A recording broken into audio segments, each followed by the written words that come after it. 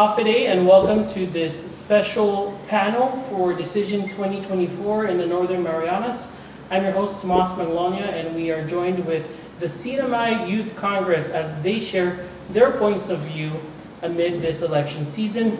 We also want to give a very, very special thank you to Zeus Maasi, to Hafabeen for hosting this conversation, for supporting our youth and our community. You can follow them on Instagram at Hafabeen Coffee, and be sure you get the latest on the drinks and food and company that they have here as well. It's a great place to spend your day and grab a quick bite or drink throughout the week. So thank you again to Hafabeen for allowing us to tape this here. And so like I said, we are joined with the CNMI Youth Congress, so we'll go ahead and start with introductions. Maybe we'll start with the speaker, and we'll go down the line, and we also have a member joining us on Zoom. So please, yes. So my name is Vinny Juan Sublan. I am the youth senator from Caguaman High. I'm also the speaker of the 19th CNMI Youth Congress, and I am 16 years old.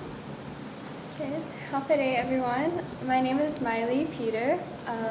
I'm the floor leader in the 19th CNMI Youth Congress, and I'm from Mount Carmel School. I'm also 16 years old. Hi everyone, my name is Aiden Yumo, and I am from Grace Christian Academy, and I am 15 years old. All right, thank you all. And we have Bella online. Bella, would you like to introduce yourself?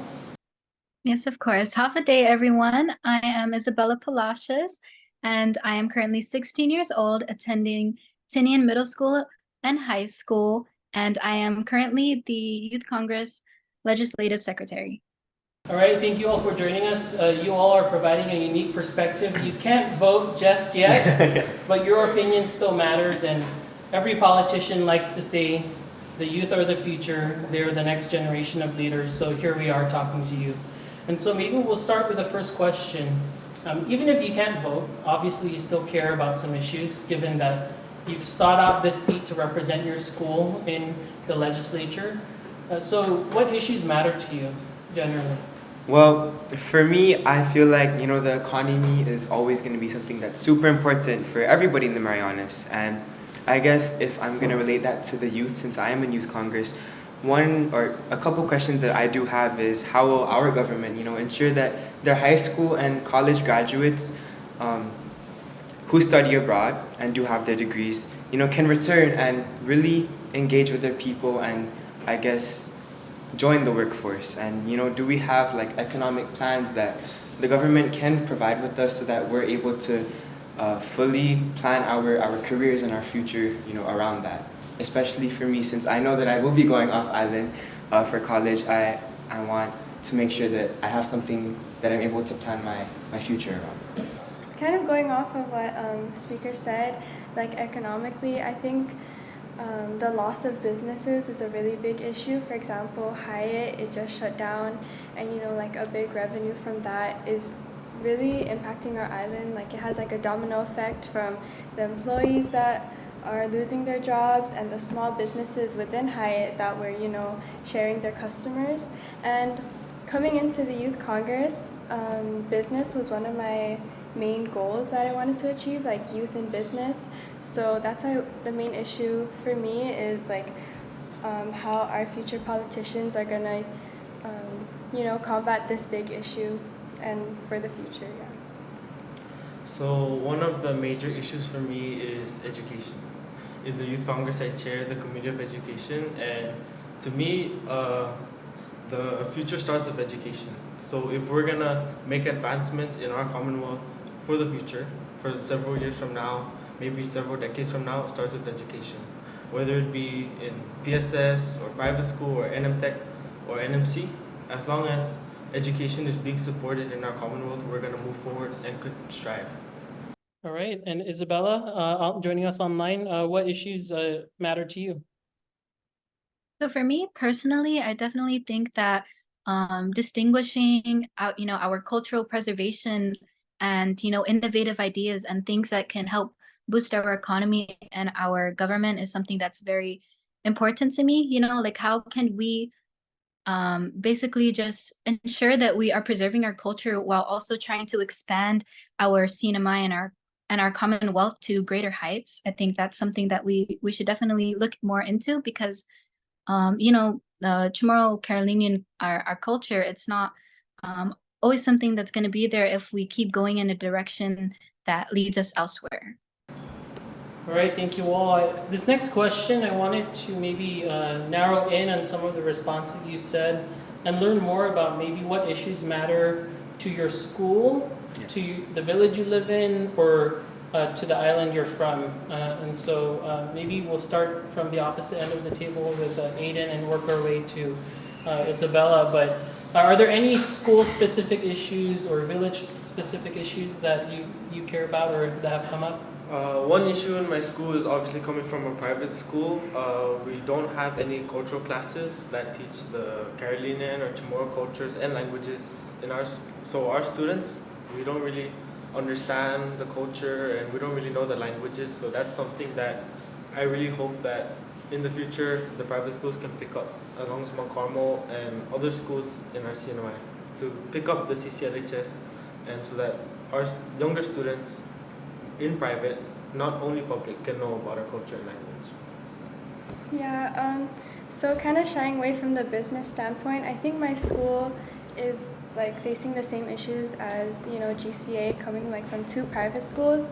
We're really lacking teachers, and I think that's just a super big like issue, not just in private schools now, but in public schools. And it's like kind of coming down on us students. We're lacking certain classes and exactly like the cultural programs and stuff like that. I think those are, yeah. Well, for me, I do go to a public school, Calumet High, and for me, I feel like I would just love to see a lot more of our youth really engage in our community and really be out there. I want to see, lots of, I guess, youth activities and youth-related things happening in our community, because I want to see my peers, be engaged and really, I guess, flourish and thrive in the place that they live and in our beautiful home. So that's really. For me, for my school, Tinian High School, I definitely have seen a lot of truancy happening, and like there's been a raising number of retainees in my school, and I just definitely want to tackle that topic and kind of just ask ourselves and ask like the staff, ask students around, how can we create a safer environment that encourages students to attend school and keep them safe in that environment. And Isabella, I think we'll just go ahead and start with you as well for this next question. Do you and your peers talk about the election or politics? If not, why do you think that is? But if we do, what is the conversation? Not just about what you care about, but what are you hearing your peers talk about? So thankfully, Tinian is a very close-knit community, and I think politics and the whole election process is something that goes on in elementary school, middle school, high school, even like adults, and so my peers and I, we do often talk about this, and the things that we mainly talk about is kind of like our viewpoints coming from different backgrounds.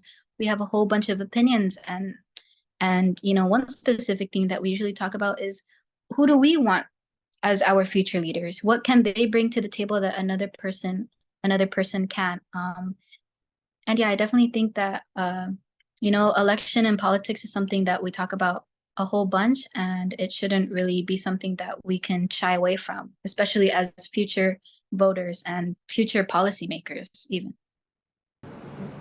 So that was a really great answer, Bella. And for me, I really do think that it's important to be really proactive, as young citizens. The decisions that politicians make, with, advice from our people, they don't just affect them, they affect everybody in our Commonwealth, including the youth. And so I think that we need to keep up with the issues going on and everything going on and things that we are challenged with, so that when it's our time to lead, we are able to kind of effectively address the issues and really make a difference, a positive impact. Yeah, so of course I feel like especially at my school we're always talking about the election coming up or politics, especially since it's all around us and it's the people that we grow up with. When it comes to our duties in the Youth Congress, we use politics to see and reach out to like representatives that will assist us in doing our own jobs. So we kind of look at them as our role models to what we do in the Youth Congress. So in my school, we do talk about the election, but most of the time it's about Republican, Democrat. But what I do want to see more is my peers engaging in conversations that, there's questions like, how will this election affect us, or how can it help us, or what can we get from this election? That's what I want to be hearing more from conversations with my peers, besides, Republican, Democrat, or who you're voting for, or stuff like that. And for this next question, it's general, but I wanted to know, maybe you've seen the news or you're on social media and posts are shared. What are some characteristics that you look for, when someone says they're running for office? And Bella, we'll just start with you again. Okay, so one specific characteristic that I look for in candidates, whether it be in Youth Congress or even, like on, our official policymakers, is definitely how you present yourself on and off camera. From a young age, I understood that you can't just look good on camera and then be something else completely different off camera. And that also just shows a lot about your character. Are you just putting up a front, or are you a good person in and out? And what are your motives? Because if your motives are different than the things that you're doing behind the scenes, then what makes you think that other people will be, following the things that you post, knowing that you do something completely different? It's all about being a good role model on camera and off camera.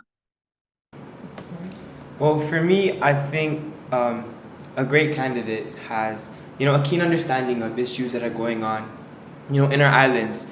They're a problem solver and they're fit to lead. And to kind of explain more about that is, political office is a very demanding and very high stress, I guess, job to have. And I feel that someone who prioritizes their health is able to really effectively and efficiently solve issues and concerns that pertain to the people that they're working for and working with. And I really think that someone who is able to effectively communicate what our needs are is a really great leader. Yeah, for me, I definitely will look for people that are well educated, because I really look up to those that take the time to learn themselves before spreading it to other people and leading the economy. And I also look for people who live by their word and promises. It's super important that we go back and compare the things that they've said versus what they've done now to ensure our trust in that specific person. So to build on what Bella said, someone who's a good role model on and off camera, despite the fact that I cannot vote, I'm looking at a candidate who doesn't just show up in the months of April to November, and then after that you never see them again. You never see anything they do. But then when it's election time, they're out there and they're doing all of that. I want a candidate who's gonna serve even if they're not in office, 10 years before they're in office, or even after they're in office. I want a candidate like that. All right, this next question is maybe a little sensitive, but you guys are up to the task and you're leaders to answer this question. How much influence does your family have on your decision? I know you haven't voted yet, but when you do in a year or two, I guess the question is, how does family impact your thought process and who you support or might not support? And start with speaker here. So I think that our upbringing and where we come from really does play a huge role, in how we make decisions. And I feel like home is really where, we experience our first, I guess, conflict and, challenges and how we deal with them. And I guess we can learn from that exposure that we get at home, and I guess learn how to approach certain situations and eventually make decisions for ourselves. Yeah, like how I brought up earlier, we're surrounded with politicians and we grew up, we might have grown up in specific parties ourselves, but I think that my family does influence my decision, or will influence my decision a lot at the end of the day, because we're deciding on our future and what will benefit us personally, or not only personally, but our family and community as a whole. So to me, yes, families do really influence. Obviously, many of us have grown up around politics or the political spectrum, and we see that some members of our family will go crazy for some candidates, and that they would really if they find out that we don't support, then they would really be upset and it would cause like a conflict. And family sometimes they force on us who we're gonna vote for and what party we're gonna support. But like what the speaker said, it would be nice if it's good that families have an influence on who we're gonna support, but it should also be us ourselves making our decision for ourselves. I definitely agree with what all of my colleagues said. I definitely do think that family does have an influence on my decision. And thankfully, I was able to grow up in a household where my opinion matters and I don't really have to fall in line. So my family basically, they give me the information that I need, and it's up to me if I want to follow it or go against it. So to an extent, they do have an influence on me, maybe not in the way that the question was formatted. And Miley, I think we'll go ahead and start with you for this next one. How should politicians reach out to young voters? Do they need to have a TikTok? Do they need to be doing things on Instagram, or should they be visiting your school? Yeah, how do you want the candidates to reach out to young voters? Yeah, so of course the media is always going to be a super impactful way to reach out to our youth, but a more intimate way is to host activities, or recently there's been a lot of like tournaments, like volleyball, basketball tournaments, just for a way for the politicians to come out and introduce themselves, and during the tournament they can have a one-on-one talk, and from that we can really see like their passion and their drive for what they would want for us as youth. Eden? I like that idea of visiting the schools. I think, if politicians today want to really get to the youth, they should go to the schools and have, like what Miley said, one-on-one conversations, try and touch base with them. They can be really tall, but then they can get down and have a one-on-one conversation with the kindergartner. That's how they can really get to know youth and get to. I guess just to echo their answers, I think that it's really important, for politicians to get in touch with our youth and have our youth, really sit on the table and I guess make decisions with them. I feel that our politicians are making decisions that affect everyone, including us, and I think that they do need to get our perspective on certain things, how we feel about it, what we think about it, and it's really just all about that one-on-one, like they said, and really having us sit on the table and really discussing issues that we think matter to us, and hopefully they can be able to address that. Did you want to add more? Yeah, kind of just adding on to what everyone's saying, like nowadays, we just won't sit in a crowd and listen to someone, speak, and, I don't know how to explain it, Rally. Yeah, kind of like rally. We get, the youth will get bored. So I guess you can all agree that a way for the politicians to reach out to us is from a more active standpoint and more direct and, a passionate kind of talk. And for you, Isabella? I also kind of wanted to add on to Aiden's response from the last question in regards to, politicians or, candidates for the upcoming election. And if they're just going to show up when the election time comes, then where's that drive to, really connect with your youth and with your peers? And so I think one of the ways that candidates should reach out to young voters is to honestly just show their support from day one, even if they never thought they would, run for office. Taking that time out of your day to really just reach out to other people and to just share those things, even if you don't have it in your power to do it. I think that's something that can really encourage young voters to and maybe even petition to have someone run, or to encourage other people to, do those things as well. Why don't you turn the tables a little bit and talk about not just how to get politicians to reach out to you, but how maybe we should get your peers to also register to vote, because that's the very first step. You can't just show up on election day, right? Yeah. And your generation will be voting at the very least in the next gubernatorial election in 2 years. So that's near. It's not too far away. So, your vote and your opinions matter now. And so, what are some thoughts maybe on how to get them to the voting site? I guess relating back to my answer for the previous question, I feel like that one-on-one talk will really get, I guess, more people to register to vote. It'll have kind of like a domino effect. And I think that the election commission, just like Miley said, we have so many platforms. We have Instagram, we have Facebook, we have TikTok, all of these things that I guess the young voters are really active on. I think it's just about, I guess, putting it out there, register to vote, your vote counts and all of that. Yeah.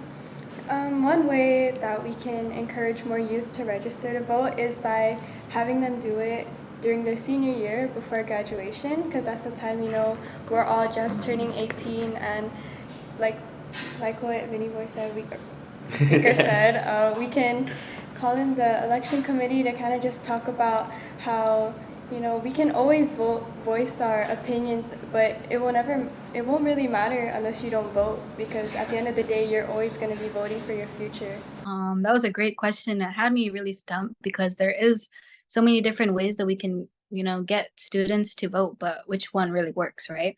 And so I think the one thing that I came up with maybe at the top of my head is really just incorporating it into our school lives. I think school has a very big impact on all of us, and bringing that discussion into a school environment will definitely help broaden our youth broaden our youth's knowledge on the voting process and why our vote matters. And definitely school is a really good outlet for that, especially if you don't label it under politics, right? Because politics is such a sensitive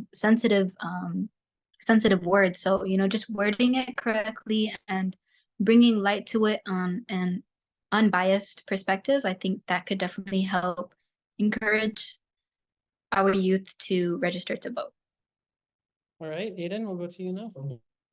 Bring the youth out to register to vote is for them to know the importance of elections, and that, like I said earlier, the future is the youth. And you asked us earlier about our top issues, and we all answered. So if everyone had an issue, knew about an issue, they would go out and vote with the knowledge of what's going on in our CNMI and the importance of any election, whether it be gubernatorial or a midterm or even a Stuco election, just to know the importance of about voting. All right. I want to open it up. Any last words, maybe encouragement to your peers to be engaged? Anyone have anything else to say in closing? Even though we're sitting here as non-voters, we're all still under 18. I think it's super important that we keep ourselves aware and in the loop of everything going on in our island, big or small. Yeah. Well, I do want to thank you so much for having us today, and thank you so much to Hafabin for inviting us. And I guess one message I do have for my peers is that, if they have any concerns or any issues or anything that, they want to talk to us about in terms of, I guess, making a difference in the CNMI, we're always here to help them. We're their peers, we care about them, we care about their opinions, and, what they think, it really does matter. So, yeah. One last message I want to put out is that even though we cannot vote and we're under the age of 18, your voice can be heard. Yeah. Even if you think that you cannot be heard because you cannot vote, you can express your thoughts as freely as you can. That's the freedom we have, and that I really encourage that for our youth, because they still do make a difference even though they cannot vote. So make your voice heard and continue to speak out on what you think and voice your opinions. One message that I have for anyone here watching is you're never too young or never too old to make a difference in your community, and definitely never wait till it's too late. And I also would like to thank you for taking the time out of your day to host this roundtable discussion with the 19th CNMI Youth Congress. Of course, thank you all, from one former Youth Congress senator to current ones. I really appreciate it. Your perspectives are really refreshing and inspiring, and I'm sure maybe one day I'll be interviewing you if you announce that you're going to run for office. All right, so thank you so much again to our audience for watching. Again, a huge thank you to Hafabin for hosting us and allowing us to have these conversations here at their cafe. Again, you can follow them on Instagram at Hafabin Coffee, and we'll have more coverage on KUAM.com. Thank you so much for joining us.